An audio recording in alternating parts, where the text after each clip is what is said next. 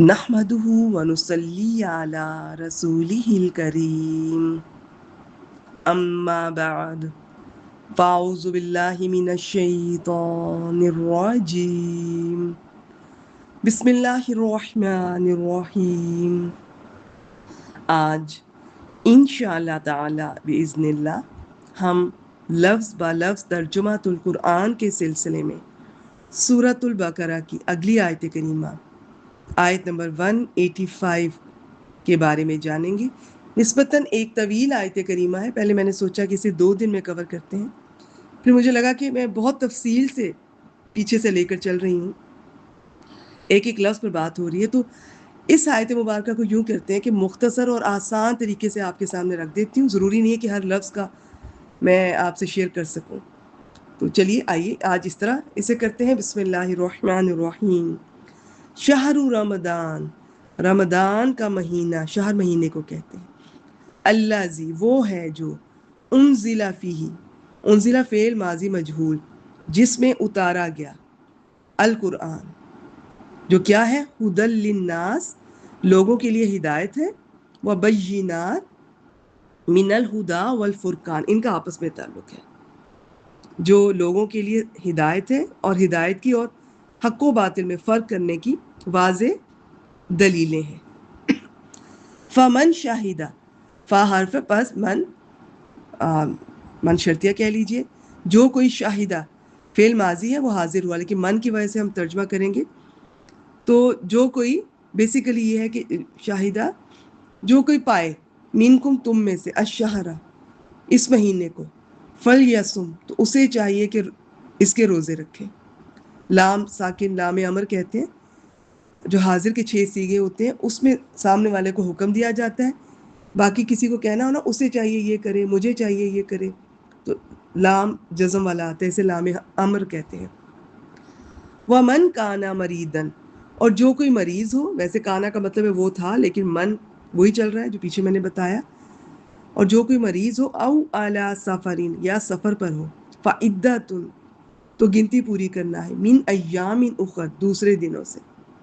یرید اللہ، را واو دال حروف مادہ یا علامت مضارع، چاہتا ہے، اس کا فاعل آگے اللہ لفظ جلالہ، اللہ چاہتا ہے، بکم، تمہارے لیے، تم سے، الیسر، یہ آسانی، ولا یرید بکم العسر، اللہ تمہارے ساتھ آسانی چاہتا ہے یا آسانی کا ارادہ رکھتا ہے، اور تمہارے ساتھ تنگی کا ارادہ نہیں رکھتا۔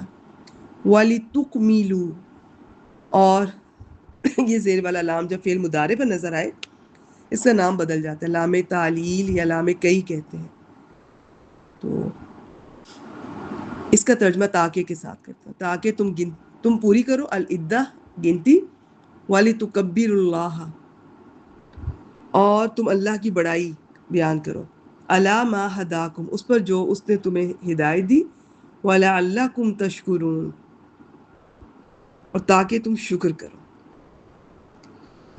یعنی اس ماہ لیلۃ القدر میں قرآن کا نزول شروع ہوا، پھر 23 برس میں تھوڑا تھوڑا کر کے اتارا گیا۔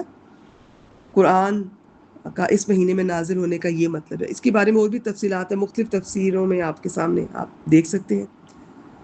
اس آیت سے معلوم ہوا کہ ماہ رمضان کا قرآن مجید کے ساتھ خاص تعلق ہے، اس میں کثرت کے ساتھ قرآن مجید کی تلاوت اور قیام ہونا چاہیے۔ یہی وجہ ہے کہ رسول اللہ صلی اللہ علیہ وآلہ وسلم رمضان میں ہر رات جبریل علیہ السلام کے ساتھ قرآن مجید کا دور فرمایا کرتے تھے۔ صحیح بخاری 6، صحابہ کرام رضوان اللہ علیہم اجمعین اور دوسرے سلف صالحین کے عمل سے بھی رمضان میں قرآن مجید سے خصوصی شغف ثابت ہے۔ کچھ احادیث آپ سے شیئر کر رہی ہوں، انہیں آپ شوق سے اگر دیکھنا چاہیں تو آپ دیکھ سکتے ہیں۔ ویسے اس وقت ہمارا ٹاپک یہ نہیں ہے یہاں پر اس تفسیر سے جو میں نے یہ آپ کے سامنے رکھا ہے، کچھ اختلافی بھی اس میں بات ہو سکتی ہے۔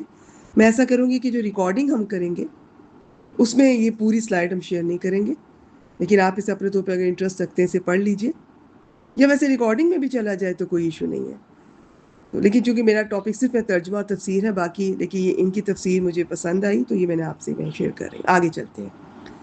یعنی قرآن لوگوں کے لیے ہدایت ہے، اور اس کے ساتھ اس میں ہدایت اور حق و باطل میں فرق کرنے والے دلائل بھی ہیں۔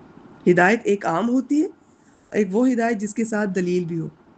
سو اس میں صرف ہدایت ہی نہیں بلکہ اس کے دلائل بھی ہیں. یعنی اس ماہ کا، اب یہ جو ہے نا کہ تم میں سے جو کوئی پائے، یعنی اس ماہ کا چاند طلوع ہونے کے بعد جو گھر میں موجود ہو وہ ضرور روزہ رکھے. اور آخر میں والی تکملوا العدۃ، اس آیت سے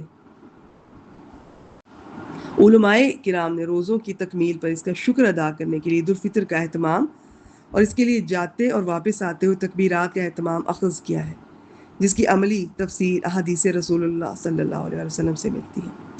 ترجمہ ایک بار پھر شیئر کرتی ہوں.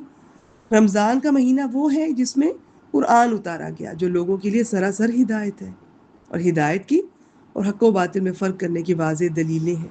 تو تم میں سے جو اس مہینے میں حاضر ہو وہ اس کا روزہ رکھے، اور جو بیمار ہو یا کسی سفر پر ہو تو دوسرے دنوں سے گنتی پوری کرنا ہے. اللہ تمہارے ساتھ آسانی کا ارادہ رکھتا ہے اور تمہارے ساتھ تنگی کا ارادہ نہیں رکھتا، اور تاکہ تم گنتی پوری کرو اور تاکہ تم اللہ کی بڑائی بیان کرو اس پر جو اس نے تمہیں ہدایت دی، اور تاکہ تم شکر کرو. وآخر دعوانا ان الحمد للہ رب العالمین.